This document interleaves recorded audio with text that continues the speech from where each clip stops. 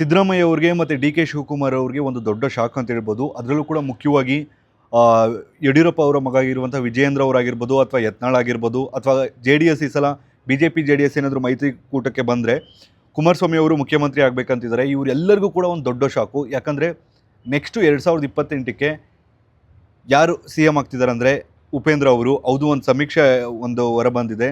ಆದರೆ ಒಂದೇ ಒಂದು ಚುನಾವಣೆ ಆಯೋಗ ಅವರು ಏನು ಮಾಡಬೇಕಂದ್ರೆ ಚುನಾವಣೆಯನ್ನು ಎಲ್ಲಿ ನಡೆಸಬೇಕು ಅಂದರೆ ವಾಟ್ಸಪ್ ಮತ್ತು ಫೇಸ್ಬುಕ್ ಮತ್ತು ಇನ್ಸ್ಟಾಗ್ರಾಮಲ್ಲಿ ಮತ್ತು ದ ರಿಯಲ್ ಪ್ರಜಾಕೀಯ ಅಂತ ಆ್ಯಪ್ ಇದೆಯಲ್ವಾ, ಅದರಲ್ಲಿ ನಡೆಸಿದ್ರೆ ಖಂಡಿತವಾಗ್ಲೂ ಕೂಡ ಉಪೇಂದ್ರ ಅವರೇ ಇದಾಗ್ತಾರೆ. ಯಾಕಂದರೆ ಸೋಷಿಯಲ್ ಮೀಡಿಯಾ ಯೂಸ್ ಮಾಡೋಂಥರಲ್ಲ ಎಜುಕೇಟೆಡ್ಸ್ ಇರ್ತಾರೆ. So educateds max to max Upendra ಅವ್ರನ್ನೇ ಚೂಸ್ ಮಾಡ್ತಾರೆ. ಆದರೆ ಬಹುಶಃ ಇದು ಉಪೇಂದ್ರ ಅವ್ರಿಗೆ ಗೊತ್ತೋ ಇಲ್ವೋ ಗೊತ್ತಿಲ್ಲ, ನಮ್ಮ ದೇಶದಲ್ಲಿ ದೇಶ ಹೆಂಗೆ ವರ್ಕ್ ಆಗುತ್ತೆ, ಕಾರ್ಪೊರೇಟರ್ ಅಂದರೆ ಯಾರು, ಎಮ್ ಎಲ್ ಎ ಅಂದರೆ ಯಾರು, ಎಂ ಪಿ ಅಂದರೆ ಯಾರು, ಪ್ರಧಾನಮಂತ್ರಿ ಕೈಯಲ್ಲಿ ಏನೇನು ರೈಟ್ಸ್ ಇರುತ್ತೆ, ರಾಷ್ಟ್ರಪತಿಗಳಂದರೆ ಏನಕ್ಕೆ ಯೂಸ್ ಆಗ್ತಾರೆ. ಸೊ ಇವ್ಯಾವುದೂ ಕೂಡ ಗೊತ್ತಿರುವಂಥ ಜನಗಳು ಓನ್ಲಿ 10%. ನಮ್ಮ ದೇಶದಲ್ಲಿ ಎಜುಕೇಟೆಡ್ ಪದಗಳ ಅರ್ಥವನ್ನು ಮತ್ತು ಇನ್ನೊಂದು ಮೆಚ್ಯೂರ್ಡ್ ಅನ್ನೋ ಪದದ ಅರ್ಥವನ್ನು, ಸಕ್ಸಸ್ ಅನ್ನೋ ಪದದ ಅರ್ಥವನ್ನು ಚೇಂಜ್ ಮಾಡಬೇಕು. ಏನು ಡಿಗ್ರಿ ಮಾಡಿದಾರೋ ಅವರೆಲ್ಲ ಕೂಡ ಒಂದೇ ಒಂದು ಸಲ ಒಂದು ಕ್ವಶನ್ ಕೇಳ್ತೀನಿ, ಅವರು ಆನ್ಸರ್ ಮಾಡಿ. ನಮ್ಮ ದೇಶದಲ್ಲಿ ಒಂದು ರಾಜ್ಯನ ವಿಭಜನೆ ಮಾಡುವಂಥ ಅಧಿಕಾರ ಯಾರ ಕೈಯಲ್ಲಿರುತ್ತೆ ಅಂತ ಎಷ್ಟು ಜನಕ್ಕೆ ಗೊತ್ತು? ಅಥವಾ ಎಮರ್ಜೆನ್ಸಿ ಡಿಕ್ಲೇರ್ ಮಾಡಿದವಾಗ ಒಂದು ತನ್ನ ಪ್ರಜೆ ಅವ್ನಿಗಿರುವಂಥ ಏನು ಮೂಲಭೂತ ಸೌಕರ್ಯಗಳು ಅಥವಾ ಮೂಲಭೂತ ಹಕ್ಕುಗಳು ಅಂತ ಹೇಳ್ತಾರೋ ಅದನ್ನು ಕೂಡ ಕಳ್ಕೊಳ್ತಾರೆ ಅಂತ ಬಿಟ್ಟು ಎಷ್ಟು ಜನಕ್ಕೆ ಗೊತ್ತು? ಅಂದರೆ ನಾನು ಏನು ಹೇಳಕ್ಕೆ ಬಂದೆ ಅಂದರೆ ಉಪೇಂದ್ರ ಅವರು ತುಂಬ ಒಳ್ಳೆಯವರು, ಅದರಲ್ಲಿ ಎರಡು ಮಾತಿಲ್ಲ. ನಾನು ಉಪೇಂದ್ರ ಅವರ ದೊಡ್ಡ ಅಭಿಮಾನಿ.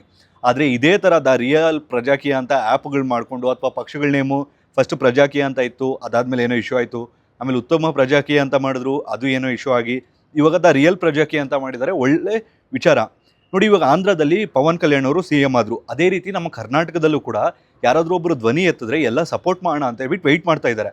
ಆದರೆ ಉಪೇಂದ್ರ ಅವರು ಓನ್ಲಿ ವಾಟ್ಸಪ್, ಫೇಸ್ಬುಕ್, ಇನ್ಸ್ಟಾಗ್ರಾಮಲ್ಲಿ ಚೆನ್ನಾಗಿ ರಾಜಕೀಯ ಮಾಡ್ತಿದ್ದಾರೆ. ರಿಯಲ್ ಲೈಫಲ್ಲಿ ರಾಜಕೀಯ ಮಾಡ್ತಾ ಇರೋಂಗೆ ಕಾಣಿಸ್ತಿಲ್ಲ. ಆದರೆ ಗೊತ್ತಿಲ್ಲ, ಇನ್ನೂ ಒಂದು 100 ವರ್ಷ ಆಗ್ಬೋದು ಉಪೇಂದ್ರ ಅವರ ಪಕ್ಷ ಅಧಿಕಾರಕ್ಕೆ ಬರೋದಕ್ಕೆ. ಇವತ್ತಿನ ಸಿನಾರಿಯೋದಲ್ಲಿ ನೋಡಿಕೊಂಡ್ರೆ ಉಪೇಂದ್ರ ಅವರು ಹಿಂಗೆ ವಾಟ್ಸಪ್ ಫೇಸ್ಬುಕ್ಗಳಲ್ಲೇ ಮಾಡ್ಕೊಂಡಿದ್ರೆ ಇನ್ನೂ ಒಂದು 100 ವರ್ಷ ಆದಮೇಲೆ ಎಲ್ಲ ಎಜುಕೇಟೆಡ್ಸ್ ಆದಮೇಲೆ ಅಧಿಕಾರಕ್ಕೆ ಬರ್ತಾರೆ. ನಾನು ಹೇಳೋಕೆ ಹೊರಟಿರೋದು ಇಷ್ಟೇ, ನೀವು ಕ್ಯಾಂಡಿಡೇಟ್ ಹಾಕಬೇಕು ಸರ್. ಪ್ರತಿಯೊಂದು ಸಲನೂ ಪ್ರತಿಯೊಂದು ಇದರಲ್ಲೂ ಕ್ಯಾಂಡಿಡೇಟ್ ಹಾಕಿ ಪ್ರತಿಯೊಂದು ಕಡೆನೂ. ಇವಾಗ ಸರ್ಕಾರ ಏನಾದರೂ ತಪ್ಪು ಮಾಡ್ತಿದೆ ಅಂದರೆ ಅದ್ರ ವಿರುದ್ಧ ಧ್ವನಿ ಎತ್ತಬೇಕು. ಇವಾಗ ನೀವು ಹೇಳ್ತೀರಾ ನೀವೇ ಎತ್ತಬೇಕು, ನಾನು ಯಾರು ಎತ್ತೋದಕ್ಕೆ, ಇಲ್ಲಿ ಪ್ರಜೆ ಅಷ್ಟೆಲ್ಲ ಎಜುಕೇಟೆಡ್ ಆಗಿದ್ದರೆ ನಮ್ಮ ಜನ ಇಂಥ ಕಿತ್ತೋಗಿರೋ ಪಾರ್ಟಿಗಳನ್ನ ಮತ್ತೆ ಮತ್ತೆ ಯಾಕೆ ಚೂಸ್ ಮಾಡ್ತಿದ್ರು ಹೇಳಿ? ಸೊ ದಯವಿಟ್ಟು ನಾನು ಉಪೇಂದ್ರ ಅವರಲ್ಲಿ ಮನವಿ ಮಾಡ್ಕೊಳ್ತೀನಿ, ನಿಮ್ಮ ರಾಜಕೀಯವನ್ನು ಓನ್ಲಿ ಫೇಸ್ಬುಕ್, ಇನ್ಸ್ಟಾಗ್ರಾಮ್, ಯೂಟ್ಯೂಬ್ಗೆ ಸೀಮಿತಗೊಳಿಸದೆ ಸ್ವಲ್ಪ ಗ್ರೌಂಡಲ್ಲೂ ಮಾಡಿ. ಯಾಕಂದರೆ ನಮ್ಮ ದೇಶದಲ್ಲಿ ಅಷ್ಟು ಎಜುಕೇಟೆಡ್ಸ್ ಇಲ್ಲ, ಅಂದರೆ ನಿಮ್ಮ ವಿಚಾರಗಳನ್ನು ಅರ್ಥ ಮಾಡ್ಕೊಳ್ಳೋವಂಥವ್ರು. ನೋಡಿ, ಉಪೇಂದ್ರ ಫ್ಯಾನ್ಸು ಇದಕ್ಕೆ ಯಾವುದೇ ಕಾರಣಕ್ಕೂ ನೆಗೆಟಿವ್ ಮಾಡಲ್ಲ. ಯಾಕಂದರೆ ಉಪೇಂದ್ರ ಫ್ಯಾನ್ಸ್ ಅಂದರೆ ಅರ್ಥ ಆಗಿರುತ್ತೆ, ಅವರೆಲ್ಲ ಎಜುಕೇಟೆಡ್ಸೇ ಇರ್ತಾರೆ. ಉಪೇಂದ್ರ ಅವರನ್ನು ಇಷ್ಟಪಡ್ತಾರೆ ಅಂದರೆ ಅವ್ರ ಫ್ಯಾನ್ಸ್ ಎಲ್ಲ ಕೂಡ ತುಂಬ ಎಜುಕೇಟೆಡ್ಸ್ ಇರ್ತಾರೆ. ಸೊ ದಯವಿಟ್ಟು ಉಪೇಂದ್ರ ಅವ್ರಿಗೆ ನನ್ನ ಮನವಿ, ಆದಷ್ಟು ಬೇಗ ಗ್ರೌಂಡ್ ಲೆವೆಲಲ್ಲೂ ಕೂಡ ರಾಜಕೀಯವನ್ನು ಸ್ಟಾರ್ಟ್ ಮಾಡಿ.